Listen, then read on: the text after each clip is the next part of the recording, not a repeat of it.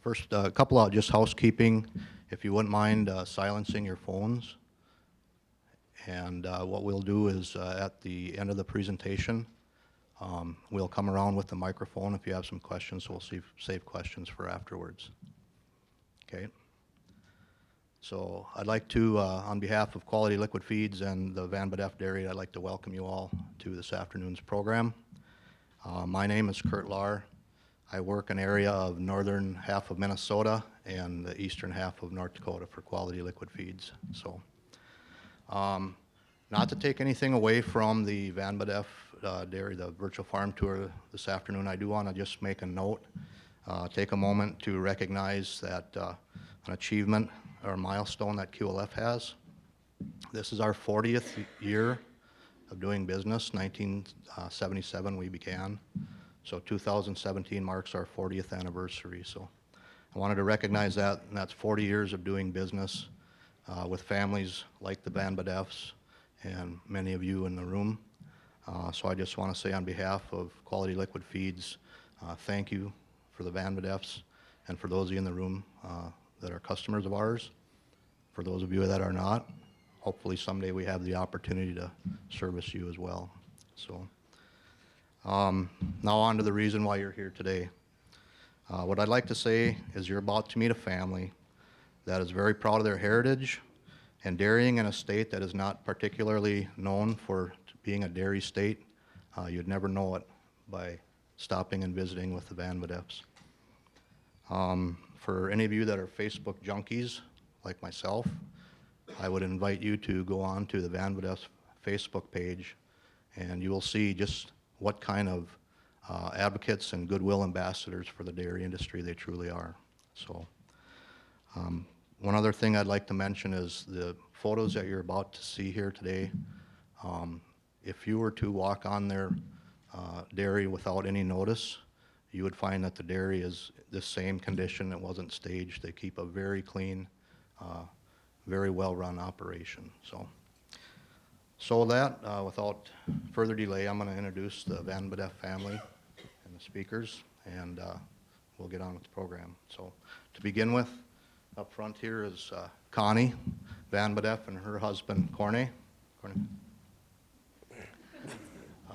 Also presenting will be their son, Pete, and in the audience is his wife, Taryn,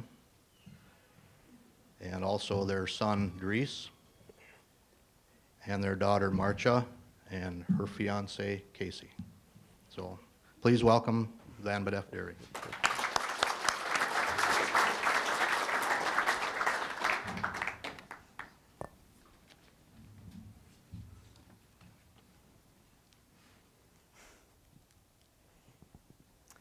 Well, I also want to extend a warm welcome on behalf of my family.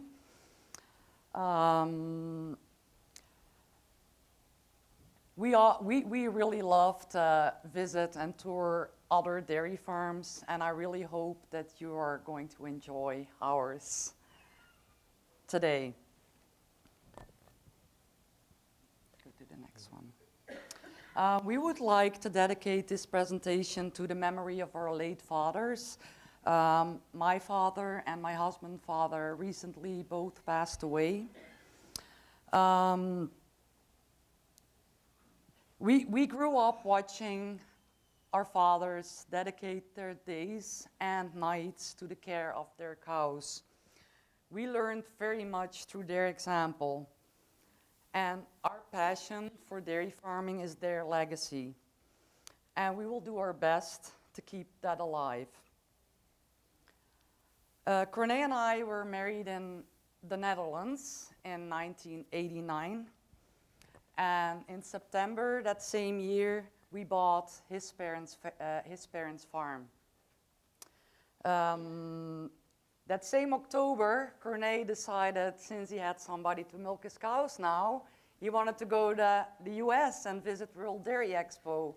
So his first visit to the World Dairy Expo was in '89 when we were 2 months married. And I didn't really care because I was immensely proud that he trusted me with his cows. So I didn't even care that I wasn't invited to go. But anyways, we're back now 28 years later, and this time I got to come, so yay. We were young that time and ambitious, and his parents' dairy farm was a 50-cow dairy, and we wanted to expand. And we were just in an area in the Netherlands where it was really hard to expand, and we realized that we needed more space and that the Netherlands didn't have that to offer to us. So after our 3 children were born, we took a leap of faith in 2001 and we relocated, yeah, I shouldn't do that, relocated in Alberta, Canada. We also visited the United States, but the size of the farms was kind of overwhelming to us, kind of ironic because now we milk over 1,000 cows. But anyways, we decided that we needed this, maybe Canada was more like the Netherlands with a quota system, a little bit smaller farms. When we were there and the kids, the boys got older and showed interest to farm with us, we knew we had to grow a little bigger to be able for the farm to support 3 families or even more or even 4 if our daughter also wanted to come and partner with us. So we thought about it to expand in Canada, but thought it's too big of an investment and quota. Our first relocation really went well, so we thought we'd just do it again, and this time we're going to the States. At that time, North Dakota was recruiting dairy farms. North Dakota has a really rich history when it comes to dairy farming, but at this moment there's only 80 farms left and about 16,000 dairy cows. So on invitation, we went to Carrington, North Dakota to see if that would be an option for us. And it was kind of love at first sight. We saw the area and said, this is it, this is where we want to be. It offers space. Carrington is a small community with a big heart. So we decided to relocate in that area. And so far we don't have any regrets and we're kind of living our dream. I will talk a little bit about the layout of our farm. I don't know if you can see the laser pointer in the back, but I'll start here in the center where the cows are. That's our milking parlor with the holding area. Directly behind that is our fresh cows. And then to the right here, this barn, that's our milking cows. That's what we started with in 2008. Then we added a barn here in the back where our close-up cows are on a bedded pack, and also our calves from 2.5 months to about 6 months. In 2013, we added this barn here to the left of our milking area. It's identical to the one on the right. Houses are around 700, 800 milking cows. And then all the way to the right here is a monoslope barn that our heifers are in. There it's open to the back, dry lot in the back. And then in the back here, there's two hay sheds, and then our commodity shed and shop, and then our feed storage is back here also.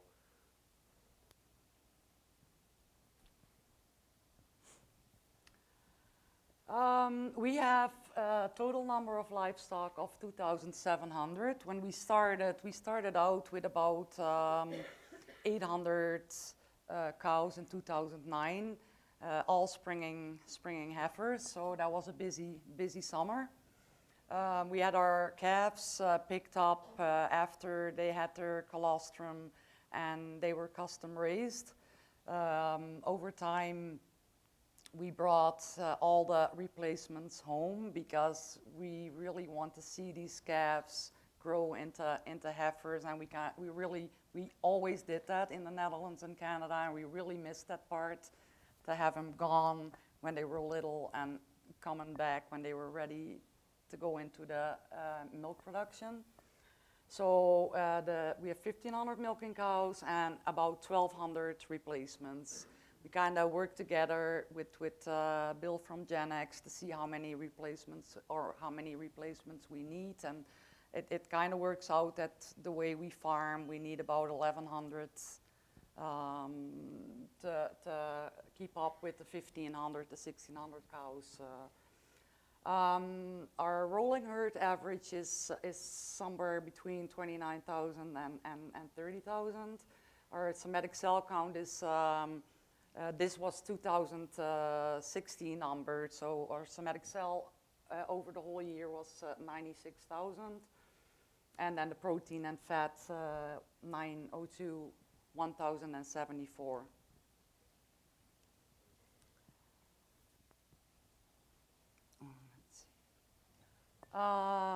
We milk 3 times a day in a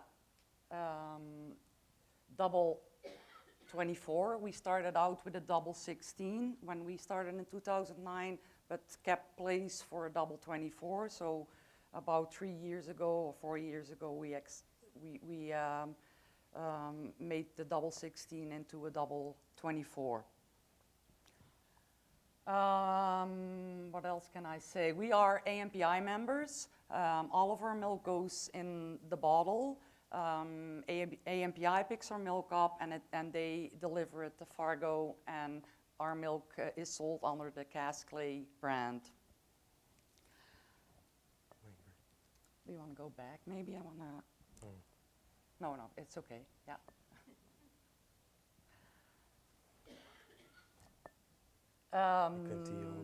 Oh, I can see it there. That's good. We are actually really proud of our employees.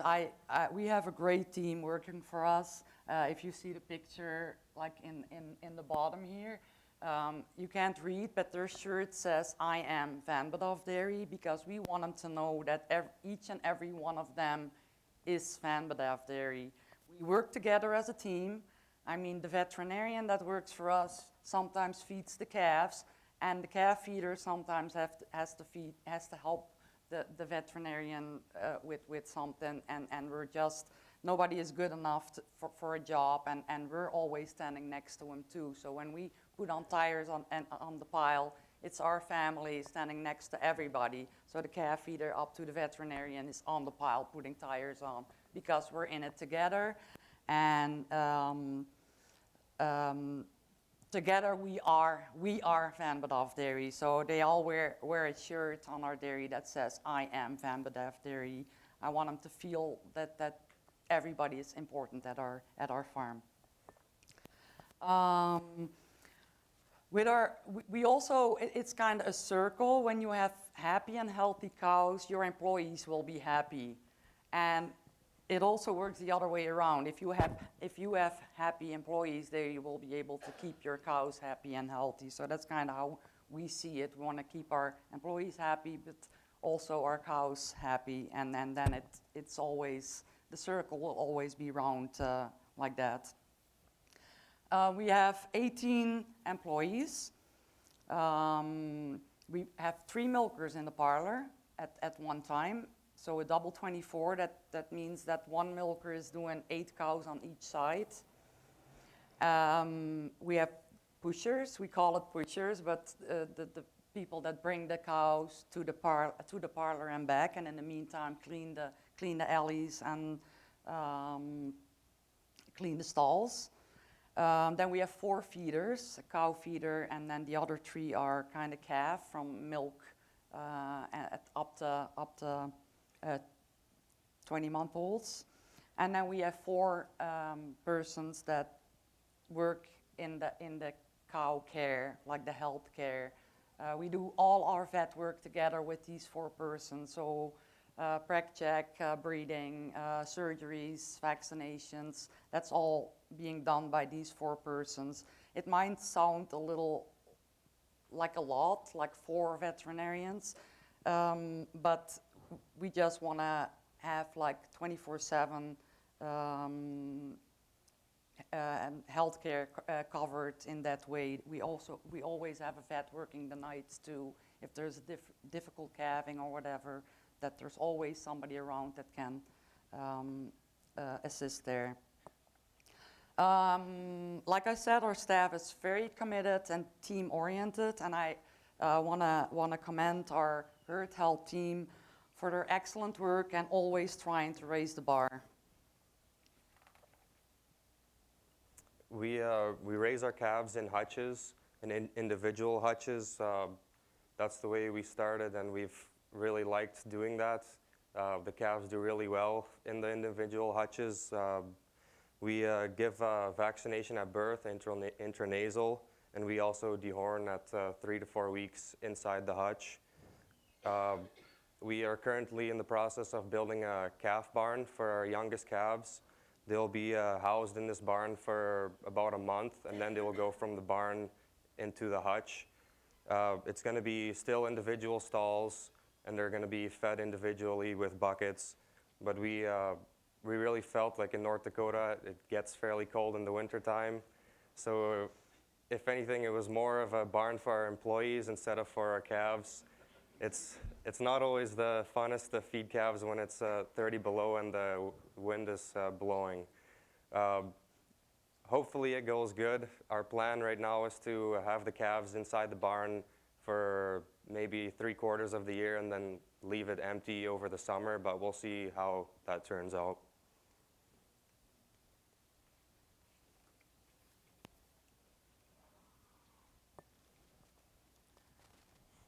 So about the milk feeding of our calves, we have this system by the Golden Calf Company to better manage our colostrum.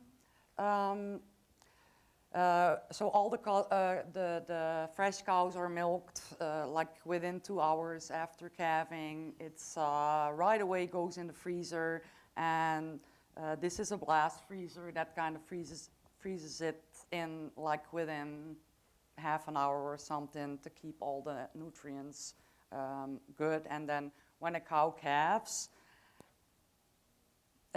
we put a cartridge and thaw it out, and the calf gets like within 2 hours should get a gallon. This is kind of a gallon of milk in each cartridge. They get a gallon of milk within 2 hours of being born. We're feeding whole hospital milk to the rest of the baby calves.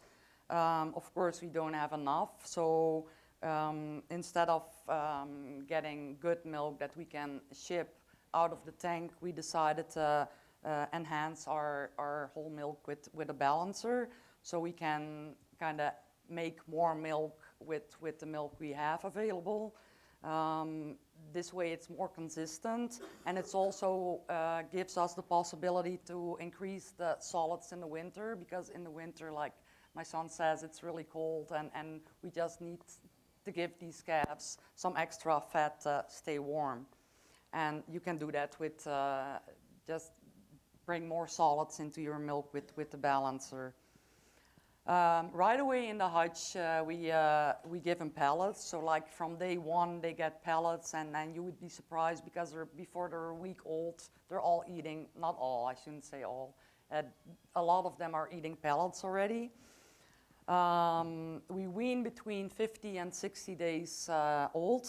We kind of, at 35 days, we kind of start bringing the milk down already, and that kind of increases their then they eat more pellets like that. Our calves, we kind of measure them when they're being weaned at about 2 months, when they're going to the group pens, and then they're around 200. So at 8 weeks or at 50 to 60 days, they're about 200 pounds.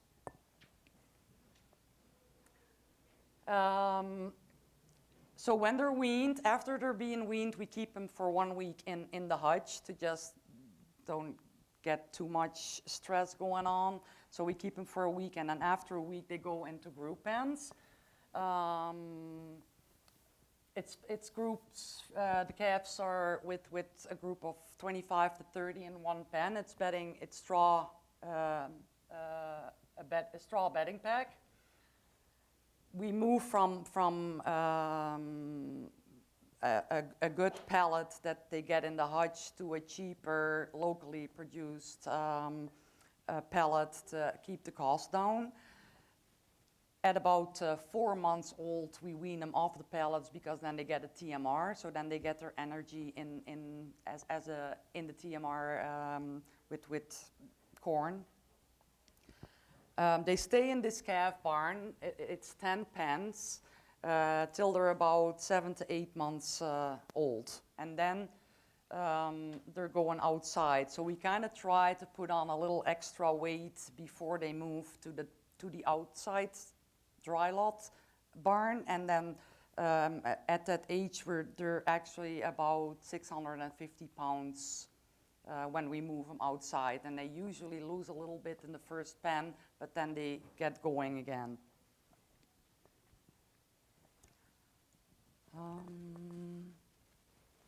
And like I said, we like to measure on a regularly basis how the growth is going, because you can't manage what you don't measure. So we like to measure a lot at our farm. Then, like my mom said, at about 6-7 months, then they go into our heifer barn. It's a monoslope barn. It's open to the south and closed to the north with a curtain that we can control. It's protecting the heifers from adverse weather, whether it's rain or snow or wind. They can be inside this barn when it's not so nice out, but they have open lots outside where they can get some exercise, and they can go out there and play with each other and do whatever they want to do. There's 6 pens in this barn. The first pen is still getting the same TMR as our calves were in our calf barn. And then from there on, they're getting a separate TMR, which is our weightbacks. The ration is based off of the weightbacks from the cows. It's basically just some straw, some lower quality baleage and minerals that's mixed in with the weightbacks from the cows. There's a vet room in the center of this building. There's 2 pens that we're breeding out of right around that vet room, so all the supplies that our herd people need are right there by the cows. It's a heated building, so in the wintertime they can grab the guns, grab the semen, and go right out and breed the cows, breed the heifers. In the wintertime, we do bed in this barn. We bed with straw inside. In the summertime, we don't bed at all. Then we try to encourage the heifers to go outside as much as possible. We also do, we have headlocks in this barn, so we do vaccinations, and we also do foot baths in this barn.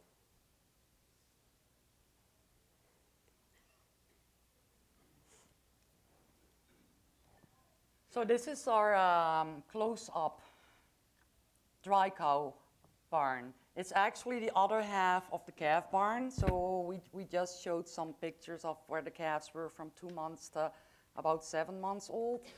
Those are on that side. So this is the same barn. And I know it's not recommended, but it works at our place. So on the other side of that barn, we have a straw bedding pack for the close-ups. Our far-off pen is actually in the freestall barn. So one of our freestall barn pens is far-offs.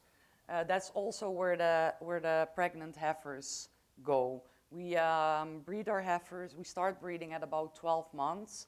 That's where they have the weight and the height to start breeding. Some calves have that weight and height already before 12 months. We tried breeding them earlier, but that didn't, at our farm, not work out. So we tell our breeders they have to be 12 months, even if they're big enough. You can't breed them before because they're just not mature enough when they calve. So the pregnant heifers at 21 months, together with the dry cows, go in a freestall pen as far off, and then they will 3 weeks before calving, they're moved to a bedding pack barn. We actually have our cows just calve within a group. So this group of cows, they just calve in the straw pack. We don't separate any cows before calving. We kind of feel and experience this as with calving without stress, less stress for the cows around calving. When a cow calved, we take the calf away, milk the cow as quick as possible, and feed fresh or frozen colostrum to the calf. Then the cows go, I think that's the next slide.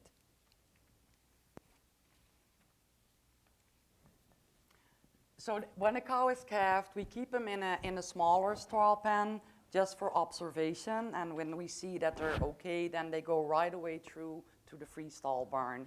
We have this is next to the fresh pen, freestall pen, so we can always move. If we see a cow can't really handle it or whatever, right away we bring her back to the straw to get her going again. But most cows are for a couple of hours in this pen for observation, and then they go to the freestall group.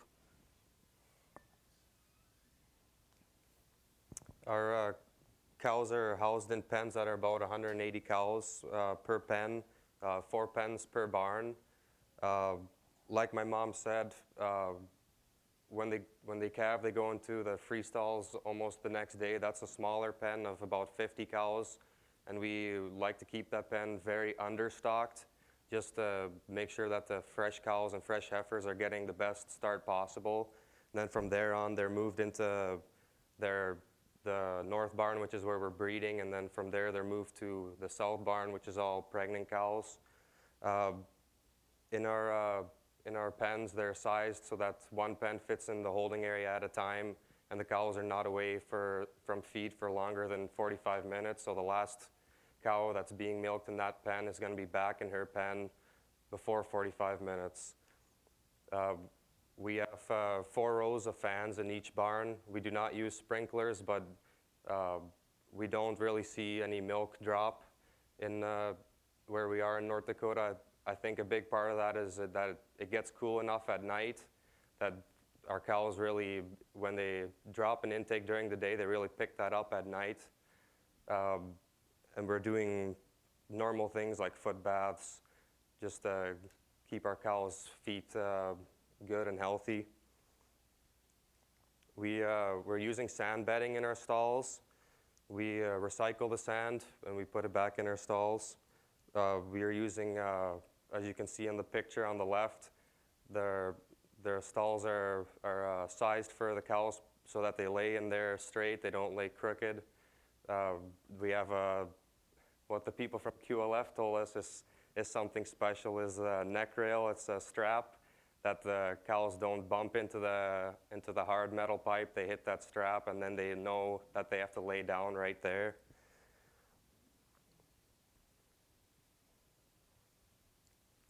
We also, because we use sand, that's a big reason that our somatic cell is so low. Last month, our somatic cell count was around 80,000, and we also feel that it really helps with keeping the fly population down and help keep the cows cooler in the summer. They really like to lay in that sand bed. It's really comfortable for them. When they get up, they sink in. It's not a hard surface, and we just feel that it's less injuries on the cows. They have really good traction in the alleys, and it helps with heat detection also, that they have good traction. They're not scared about if they're gonna fall or anything like that.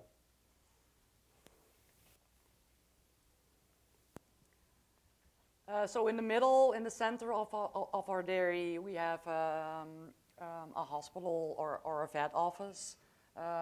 We have a room that we call the surgery room, because when it's really cold, that they can bring the cow in, close the door, and do a surgery if necessary, because you don't want to be in the cold in the winter. So that's kind of how we have a heated vet office and a heated surgery room.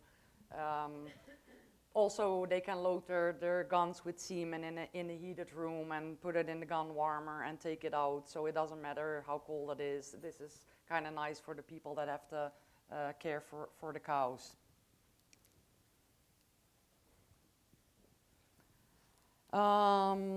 We have a double 24 rapid exit. As you can see here, you can see there's 3 milkers. Our milking routine is we swipe them clean because with sand you have to make sure that that it's gone. You don't want sand in your milking machine. It's not good. So we swipe them first clean, then we dip them, strip them, dry them off again, attach, adjust, and dip again. So that's kind of the routine we're doing. We're having ongoing trainings with the milkers because they tend to forget all the time. They want to go faster. So we like on a quarterly basis, we talk about milk quality with them, and that that it's really important to keep that routine going exactly the way we want it. We also have like extern technicians come out every quarter to check the milking machine for vacuum and all those numbers. I don't know exactly what they're checking, but they make sure that that's all 100%. This is our feed storage. So we have a commodity. North Dakota has lots of cheap commodities, so we want to put that in our feed as much as possible to keep the cost down. So we get semi trucks coming in with beet pulp, canola meal, you name it, all kind of byproducts. The corn silage, that's the bottom picture. So we put up corn silage and earlage for our cows.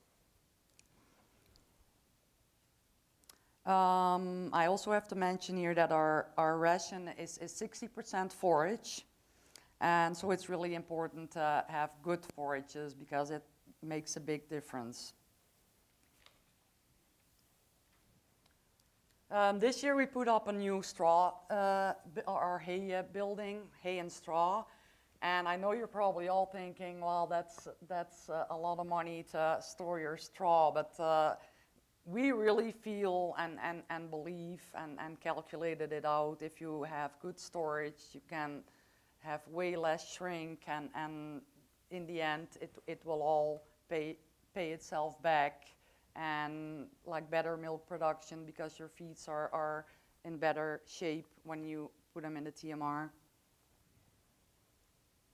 Like my mom was talking about, we feed a lot of byproducts. North Dakota has a lot of byproducts available, like canola meal from a canola processing plant, beet pulp, wet beet pulp from a beet plant. Right in Carrington, there's a pasta plant. They make pasta, so we feed waste pasta, anything that falls on the floor or dough, we feed. And we also feed pasta product that is boxed but goes over date, that comes back, and they grind that up and we feed that, and that's a really cost-effective way for us to lower our energy for our cows. It's a really, really good feed. Here in the picture you can see on the left is wheat midds. That's a byproduct from making pasta. Then in the center is regrind pasta. That's where I was talking about the pasta that goes over date. It's ground up, and then of course we have our QLF tank. They sponsored this, so we should probably talk about that a little bit. We started with QLF in the beginning because we were feeding some lower quality forages. We were buying hay that was available in the area, and the product from QLF really helped balance our ration out a little bit, to kind of stretch our lower quality hays out a little bit. And we're also using it mainly in our fresh cows to increase intake, to make sure that the cows think that the feed is palatable, to try to get them to eat as much as possible, as fast as possible. And we also feed a little bit to our high production cows, just to make the feed a little bit more palatable. Here on this slide you can see the one on the left is like the dough that falls on the ground at the pasta facility. On the right is corn distillers, wet corn distillers. We also buy that locally. We try to buy as much feed locally as we can. The only thing that's coming out of state is our mineral mix, actually.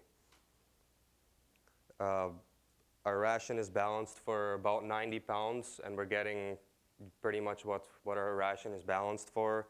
and we're keeping our feed cost below $5.20 per hundredweight. This is our TMR mixing station. The wagon is backed into the pit. It makes it easier for our feeder to see into the wagon to see what he's doing. He can see the scale easily on the wagon. It really has made a difference for us. It's just a lot easier for our feeder. We are using a program called Feed Supervisor. It's a program that's used to, our ration is in this program. Our feeder can see on the display exactly how many pounds of each product he needs to put in the wagon. He doesn't need to do any calculations in his head. He comes in the morning, and if a pen is high on feed, he can feed 1% less, or if a pen is a little bit low on feed, he can feed 1% more. It's a very easy and simple way for our feeder to feed exactly what we need to have in the bunk for the cows.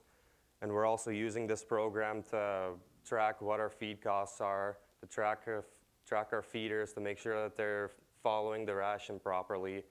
And it's a good tool for us to, if we ever have a drop in milk or something like that, we can see what happened on that day. Why was there a drop of milk? Did it have something to do with our feeding program? And we're also doing once a month DHI testing. We're also using that. Our nutritionist uses those numbers to balance our ration accordingly.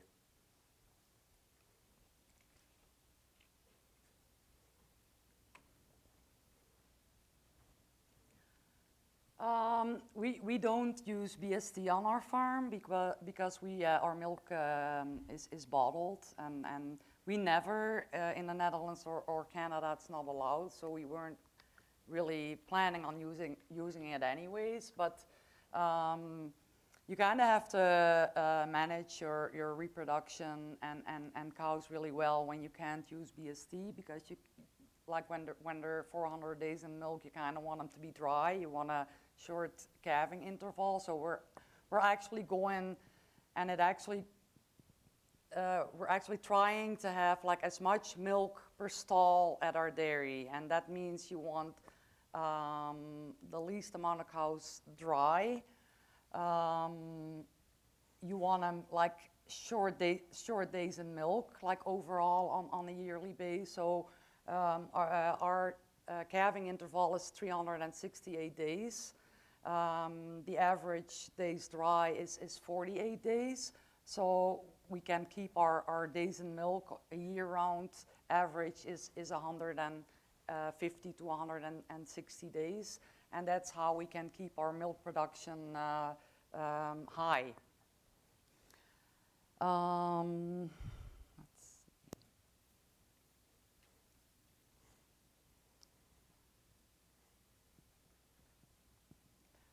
Let's go to the breeding program. You did that already, thank you. Our voluntary waiting period is 55 days for cows and 65 days for first lactation cows. Our preg rate is about 30%. We do benchmark and compare to other dairies, but I see more value just comparing to your own numbers, because we all have different circumstances under how we produce milk. So I think you should not get totally away from it, but we're more like looking into comparing our own numbers and try to get better every time. And it's also why I was trying to tell that is since we have a different voluntary waiting period for cows and heifers, you can't really get a good number for preg rates. We did install Cow Manager like half a year ago. We tried it out because I wasn't convinced that it would be able to help us. I thought humans were way better in managing cows than computers, but we gave it a try on a certain amount of cows, and it really worked. Yeah, I just have to admit it really works. And It's not that we need to get our preg rate higher. I think 30% is a nice number, but we're kind of looking to totally quit with synchronization. Right now we're breeding about 50 to 60% of our cows are bred before they get to off-sync, and everything that's not bred at that time goes into the off-sync program. We would like to totally go away from shots, and I think we will be able to do it with a activity system like that. So that's kind of the reason why we bought that activity system. And also we're really proactive on the fresh cows. So we kind of check them all the first week to 10 days. All the fresh cows get temped and checked, and we're also really proactive for ketosis with propylene glycol. If we even think they're ketotic, we give them glycol. We're also planning to use Cow Manager to be more selective with fresh cow treatments there. We started with 800 springers from all over the country, and we know because we looked at the metal tags, and they were from the East Coast to the West Coast. I think all the states were covered, and we didn't know anything of those cows. So right away we started breeding with the higher end bulls. We work with 2 companies to keep it simple. Otherwise, it's getting too complicated. We have 2 semen containers, one from Select Sires, one for Genex, and from both companies we used the higher bulls, started breeding with the best bulls, and we're at the point now that we're know like the pedigree from most of the cows. Of course, the first we have about like 15 cows that are over 10 years old that are still our first cows that we don't know anything about, but they must be good because they're still around. So yeah, they get a chance to be in the breeding program too. But we're genomically testing all the calves because we have our reproduction program goes really well. So we have a lot of heifer calves, way too many. And we want to sell them not at the end when they're 2 years old, because then you have to put all the cost in it. We want to sell them when they're like a month old. So right away when they're born, we take a tissue sample and test them for genomics. And then according to those numbers, like every month we sell about 30 heifer calves to another dairy farmer. And we're actually getting more for those calves as when it were bull calves, because we also breed with beef semen, also for the reason because we had too many heifer calves. And right now we're actually thinking we can better go to conventional again, because these heifer calves are bringing us more money than the beef calves are doing. The heifers that come back with the best genomics, like with the highest numbers, we breed to sex semen. And then we can, on the other hand, breed more cows to beef semen again. So that's how we're doing it now to get even better results in production and health traits. I mentioned earlier that we are using sand bedding. We're mechanically separating the sand, and we're reusing that in our stalls. We have a McClanahan sand separator. We're recycling about 99% of the sand, and we're using wastewater from the parlor, rainwater, but mainly we're separating the solids from liquid manure, and we're using the liquid manure to wash our sand. We have very limited sand storage, and our sand separation system is inside a heated building. So we're actually putting the sand directly back into the stalls. It sits for about a half day, then it's going into our stalls again. It's really, a lot of people say that doesn't work because your sand is wet, but it's worked out for us, and it's really easy for us because we don't have sand piles outside. We feel like the sand dries out fairly quickly in the stalls, and our somatic cell count is always low, so we haven't had issues with bacteria or anything like that. As far as manure handling goes, we have storage for more than 1 year in our lagoons. We have 2-stage lagoons. We are injecting the manure into the land once a year in the fall. We work with neighboring farmers. We buy feed from them. They buy manure from us. And we also have about 1,000 acres of our own that we apply manure to, and we do that based off of soil sample tests. The crops that we grow is just mainly corn for silage, also a little bit for earlage. The last few years we've tried some different things to improve our digestibility of our silage. We've tried some BMR last year, we did it again this year, and we've seen some really good results on the digestibility of those feeds. And we were also trying for the first time this year an enogen corn, which is supposed to be a higher digestible feed. We have it in a separate pile now. We haven't fed any, but we have high hopes that will also be a good feed for our cows and put some more milk in our tank.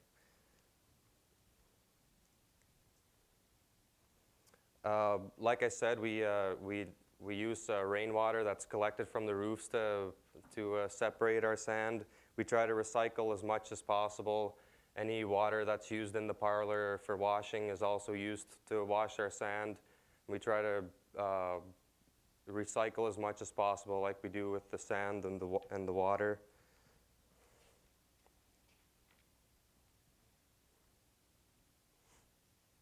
Yeah, these are a couple of pictures, just I guess. I don't have a lot to say about employee safety. Of course, it's very important, but like one example is that's our herd bull, the one in the middle. When our heifers are confirmed pregnant, they go to a pen with a bull just in case one aborts or the diagnosis wasn't right, she wasn't pregnant. And we always go for a red bull, just that the employees can see him quicker. It's like something it's a simple thing, but it can be really helpful, because we always tell them before you go into pen 45, look where the bull is, and that's a little bit easier to do when he's a different color. We also have these loops made in every gate, so we don't have to open gates and we don't have to climb over gates. We can just go through the loops.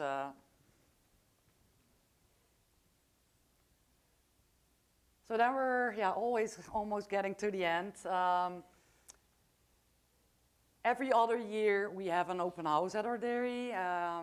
We call it Legendary.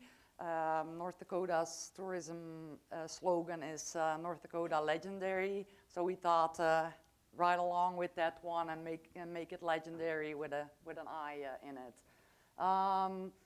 We serve free food and have a couple of trailers to drive through the barns and everything, and show them as much as possible, because we don't have anything to hide. They can see everything we're doing out there on the farm. We do it as a community appreciation, because the community has been really good to us. So we want to give back, but we're also doing it to show what we're doing, because our cows are year-round inside, and a lot of people are wondering like what is happening there. And on that day, they can see what's happening out there. So that's so I kind of try to do as much as possible. So every possibility that's out there, I'm trying to use as telling our story to the consumer. Yeah, we all know there's only 2% of our population that's involved in agriculture, and we have to just keep on telling our story, because nobody else will do it for us. So I kind of like they said, we have a Facebook page, and I try to just in a fun way educate people, like that you can't really read it, but that picture says like when you observe your cows, they will tell you what they need. So your cows are talking, are you listening? And I am, because this cow is kind of telling me something in my ear. So I like, in a fun way, like to tell people, like, we really care about our cows. We really watch our cows and give them whatever they want or asking for. This is a picture from our local Halloween event. We have an event in Carrington, and businesses come out. So we go out with a couple of calves. I dress them up with they have the pink. It's actually just the pink calf jackets with a little tutu, or how do you call it, tutu around it, and some bows in the ear tag. And kids really love that, and it right away gives you a chance to talk to people about dairy farming right there. We also are involved in 4-H and FFA in our county.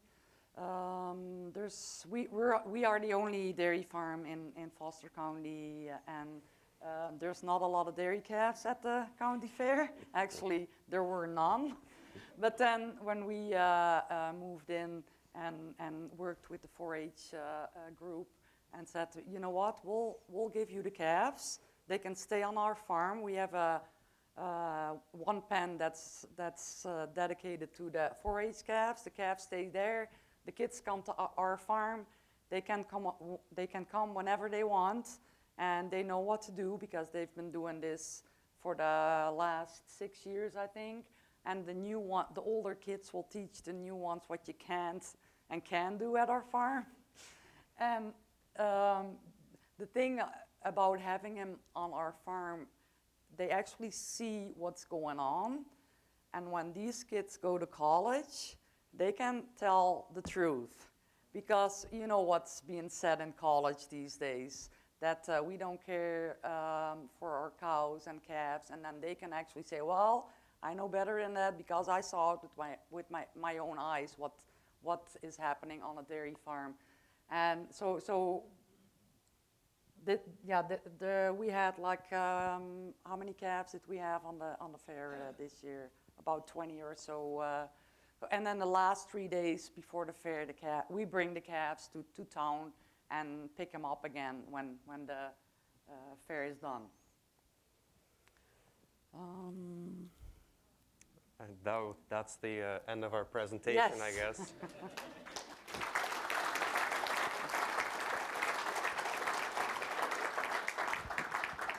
I think we have some time for questions. If you want to put your hand up, then Kurt will come with a microphone. If anybody has any questions.